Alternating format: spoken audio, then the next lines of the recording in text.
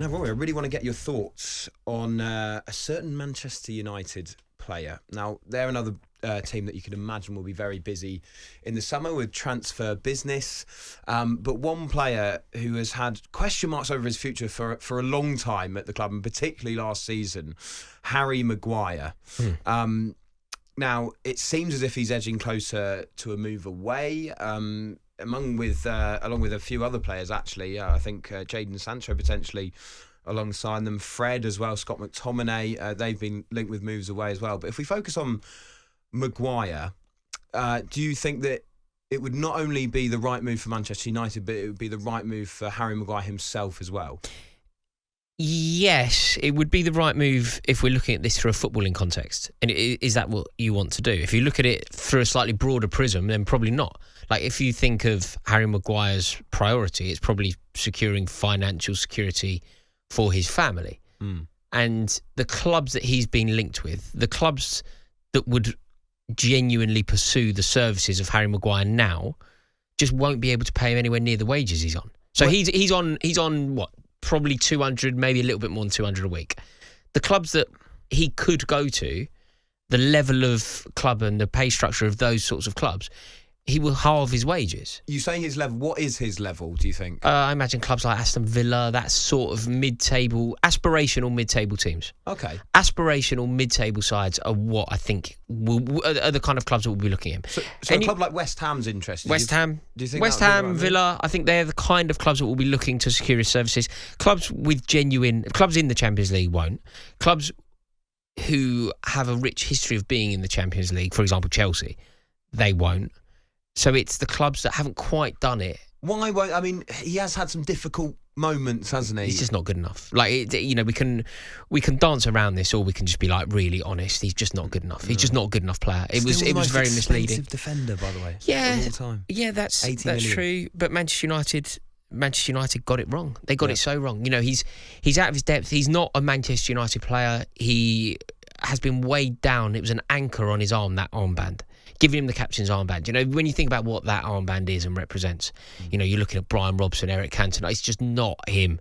Like, he's not Roy Keane. Do you ever think he was made into too much of a scapegoat, though? No, I think I actually think that he's got away with it a lot of the time. I think that the fact that he's still selected for England is truly ridiculous. I think the way that he conducted himself as well has been poor. For example, in what way? Well, do you remember when he scored against Albania at Wembley and he sort of ran off, put his fingers in his ears, as if to say, like, I'm cancelling out the haters. Like, you haven't got haters, mate. You're not Kim Kardashian. You've just got football fans who don't rate you, and they don't rate you because you put in terrible performances. And if you somehow deduce that scoring at Wembley against Albania for England is a way to, like, silence people, you're just not captain material. You're not, like, the players that are Manchester United captains. Eric Cantona don't react like that to scoring against Albania. Like, he just doesn't. Like, Roy Keane doesn't. Do you know what I mean? To make some content for keeping up with the Maguires, mate. Yeah. That's right. But he's just not good enough. But I think the problem for Maguire is that he will now be accustomed to earning 200 grand a week. The clubs, the only way that he leaves Manchester United will be if Manchester United decide to weigh him in for that amount of money. So I think Manchester United could get him off of their books, but they'll have to pay him. They'll have to give him 10 million quid. Clubs are really interested in his services. Do you think any of them have been put off by... Because, we've already said it, even for Manchester United fans, a bit of a scapegoat, but at times, let's be honest, he's been a bit of a meme sometimes. He's been the kind of player that, for want of a better way of putting it, some people have laughed at, and sometimes some of the way that he plays, it can be a bit comical. Do you think any clubs might be actually put off by the potential reaction from their own fans if they sign Maguire? Yeah, lots of clubs would be, but not the clubs that we're talking about. So I think West Ham fans would welcome him.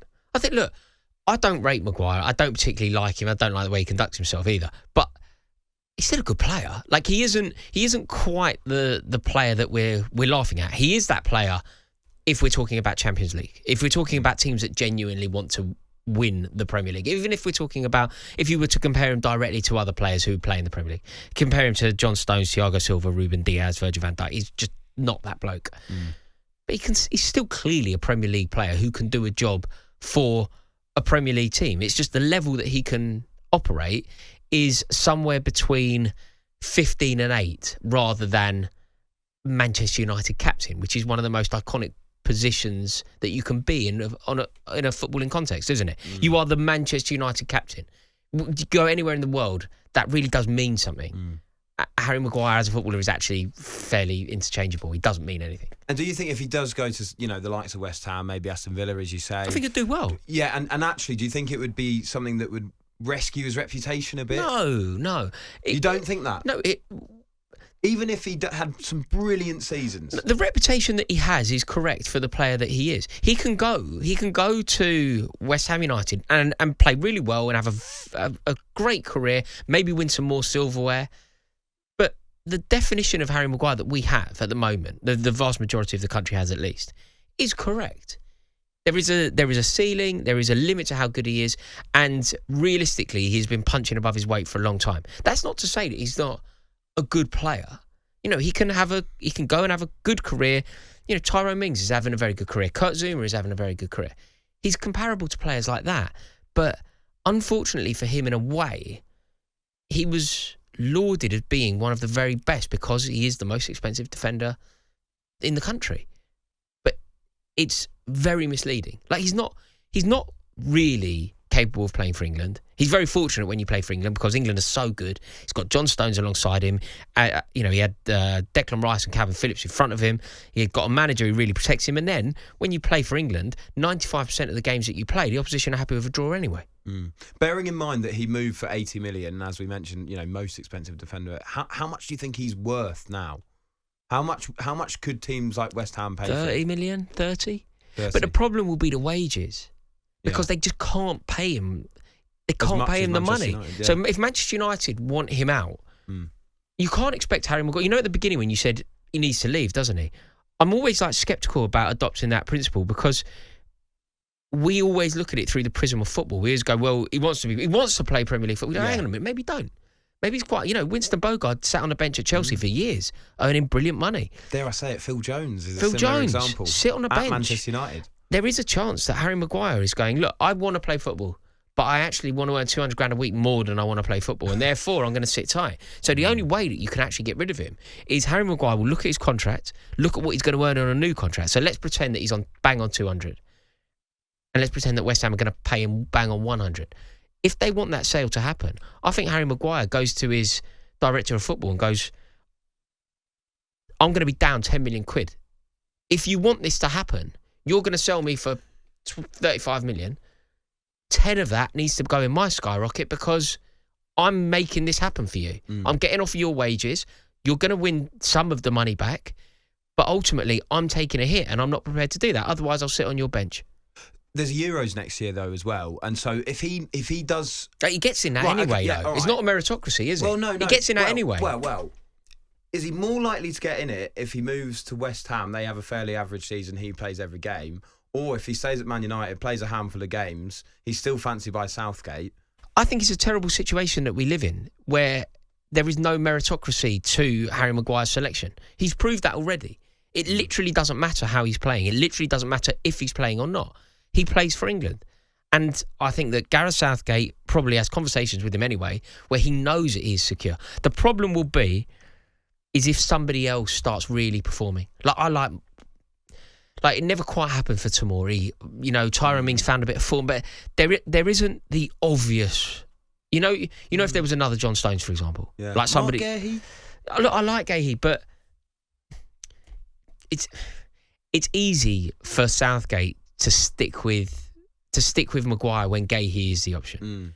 What we really need is Levi Colwill to play for Levi Colwill to play for Chelsea, and have a really good season, and then it becomes impossible. But while Southgate can select Harry Maguire, I believe he will, and I think Maguire knows that, and therefore is quite happy to sit tight. Just very quickly on those other names involved in this Old Trafford potential clear out. Fred and Scott McTominay seem like ones that have been edging out for a bit of a while, but Jadon Sancho's an interesting one, isn't it?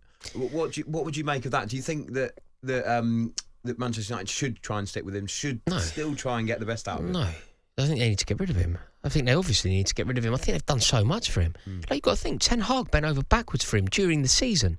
Gave him a holiday during a season. Bearing in mind, it was an arduous, long season. It was a season that was the earliest ever Charity Shield, the latest ever European Cup. It was all condensed, despite being so long. It was a condensed season because of the World Cup. And within that season, Erik ten Hag gave him some time off. Like, they've done everything they can for Jadon Sancho. There was a moment, actually, for me, FA Cup final. And, you know, sometimes you just have there's a microcosm of the situation. You're just like, okay, that's it. And for me, that day in the FA Cup final, when he started, he was abysmal, and Garnacho came on in the fairly insignificant amount of minutes that he was given. He was so good. He was so up for it. He was on the front foot. He was representing Manchester United perfectly. The ball went out, and he's like arguing with a ball boy, trying to get it back, trying to get the game going, trying to get Manchester. Garnacho playing so well, and in a cup final in a very select few minutes, compared to Jadon Sancho, I thought that was the icing on the cake. That was it done for Sancho for me.